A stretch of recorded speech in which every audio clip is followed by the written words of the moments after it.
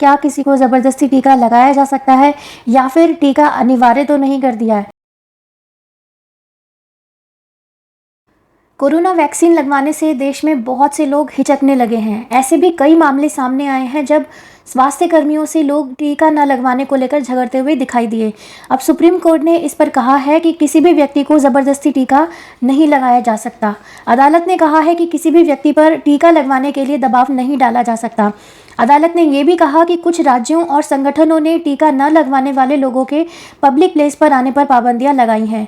ये पाबंदियां ठीक नहीं हैं और मौजूदा स्थिति में इन्हें वापस लिया जाना चाहिए। 17 जनवरी को सुप्रीम कोर्ट में केंद्र सरकार ने कहा था कि कोविड-19 वैक्सीनेशन के गाइडलाइंस के तहत किसी भी व्यक्ति को बिना उसकी सहमति से टीकाकरण की बात नहीं है।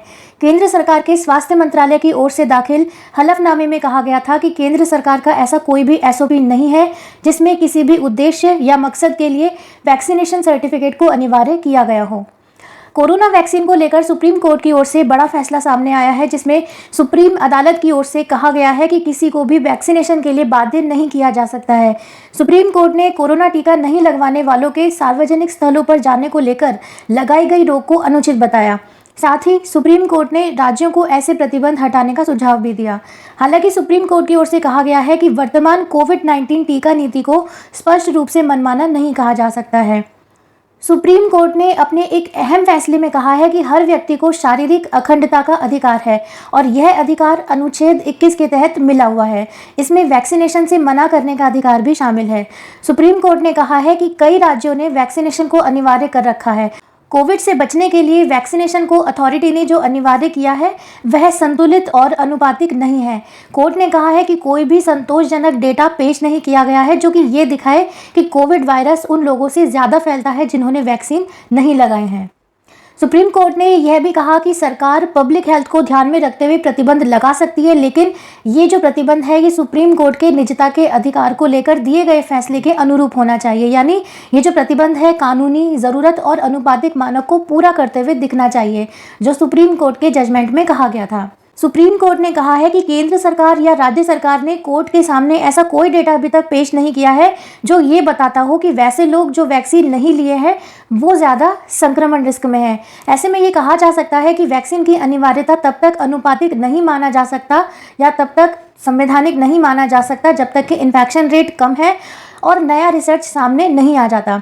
ऐसे में कोर्ट तमाम अथॉरिटी और प्राइवेट संस्थान को एजुकेशन संस्थान को सुझाव देती है कि वो वैक्सीन न लेने वालों के लिए लगाए गए प्रतिबंध के मामले को रिव्यू करे।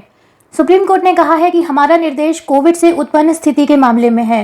सुप्रीम कोर्ट ने ये भी कहा है कि कोविड को रोकने के लिए जो भी अन्य निर्देश अथॉरिटी ने दे रखे हैं जैसे मास्क आदि, उस पर सुप्रीम कोर्ट कुछ नहीं कह रही है। सुप्रीम कोर्ट ने केंद्र सरकार की वैक्सीन नीति को भी सही ठहराया है। सुप्रीम कोर्ट में क्या थी याचिका, आइए आपको बताते हैं। अदालत में अर्जी दाखिल कर national technical advisory group of immunization के पूर्व सदस्य जैकब पुलियल ने कहा था कि कई राज्यों द्वारा वैक्सीनेशन को अनिवार्य किया जा रहा है और ऐसे आदेश को गैर संवैधानिक करार दिया जाए। याचिका में यह भी कहा गया था कि दिल्ली, तमिलनाडु, महाराष्ट्र और मध्य प्रदेश में कई उद्देश्यों के लिए कोविड वैक्सीनेशन को अनिवार्य कर दिया गया है। केंद्र सरकार ने तमाम आरटीआई और मौजूदा मामले में भी बयान दिया है कि कोविड वैक्सीनेशन स्वैच्छिक है और किसी भी तरह के उद्देश्य के लिए अभी तक अनिवार्य नहीं बनाया गया है, जबकि कई राज्य तमाम तरह के उद्देश्य के लिए इसे अनिवार्य कर रहे हैं जिसे खारिज किया जाए, जैसे दुकान खोलने, एजुकेशन संस्थान में जाने या फिर नौकरी पर जाने आदि के लिए अनिवार्य किया गया है। सुप्रीम कोर्ट में दाखिल अर्जी में यह भी कहा गया था कि सरकार वैक्सीनेशन को अनिवार्य बनाने के लिए सर्विस रोकने की शर्त लगा रही है, जिसे रोका जाना चाहिए। प्रशांत भूषण ने कहा है कि याचिकाकर्ता वैक्सीनेशन के खिलाफ नहीं है और न ही याचिका उसके खिलाफ है, बल्कि क्लिनिकल ट्रायल और वैक्सीनेशन के बाद के प्रभाव को पब्लिक करना जरूरी है, क्योंकि ये आईसीएमआर का नियम कहता है। पहली बार भारतीय इतिहास में इमरजेंसी वैक्सीनेशन हो रहा है। इसके लिए पहले से पूरा वैक्सीनेशन ट्रायल नहीं हो पाया था। कम से कम पारदर्शिता को रखा जाना चाहिए, ये उनका ही नियम है। हम इसे रोकने की बात नहीं कर रहे हैं।